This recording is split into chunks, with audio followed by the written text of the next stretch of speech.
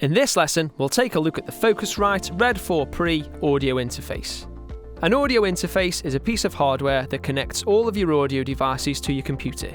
So in our case, the mics in the live room and the speakers in the control room connect to the Red 4 Pre via standard audio cables, and then the Red 4 Pre connects to the Mac using a Thunderbolt connection. This allows the Mac to use the mic inputs and speaker outputs as devices for either recording or playback within Adobe Audition or Pro Tools. The unit is split between inputs on the left and outputs on the right. The three displays in the middle show the inputs, level meters, and outputs. Let's start with the outputs.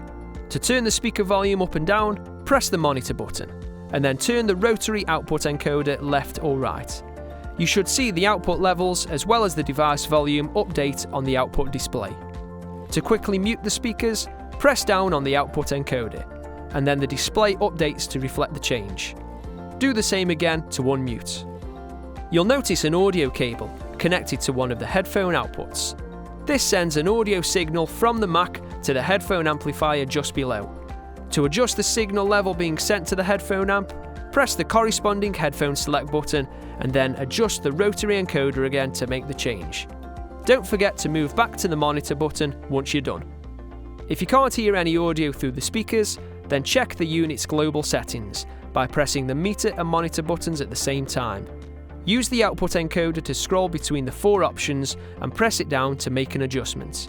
Host needs to be set to Thunderbolt, sync should be internal, retain as preamp plus 48 volts, and routing should be advanced routing.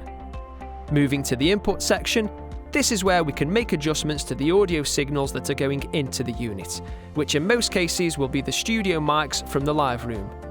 You can record up to 4 inputs at the same time on the Red 4 Pre, which can be recorded onto separate tracks in Audition or Pro Tools.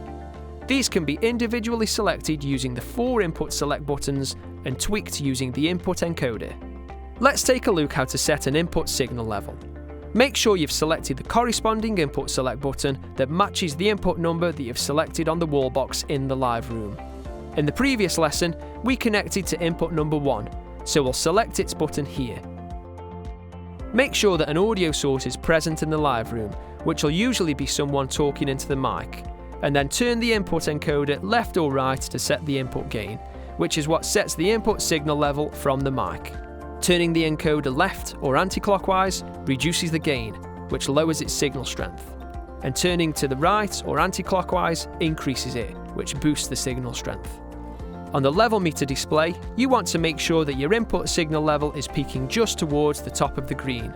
If you see the red peak indicator light up, that means your levels are too high, so your audio will be clipping or distorting, which for digital audio sounds really bad and cannot be repaired, and it can damage your speakers.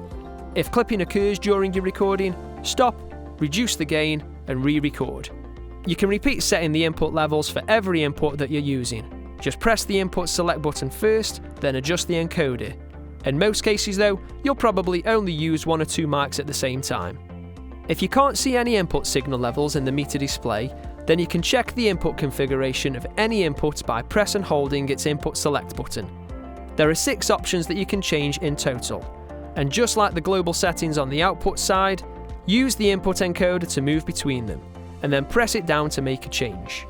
Assuming you're using one of the Sound Studio's kit condenser mics, make sure that type is set to mic and plus 48 volts is on. Everything else should be switched off. You can use other input types if you want, such as line level or instrument devices, but if you need any advice about using other device types, please speak to a technical specialist. In this lesson, we've looked at how to set up and use the Focusrite Red 4 Pre audio interface, specifically with setting input signal levels as well as output levels for the speakers. Next up, we'll have a look at the ART Headamp 6 Pro headphone amplifier.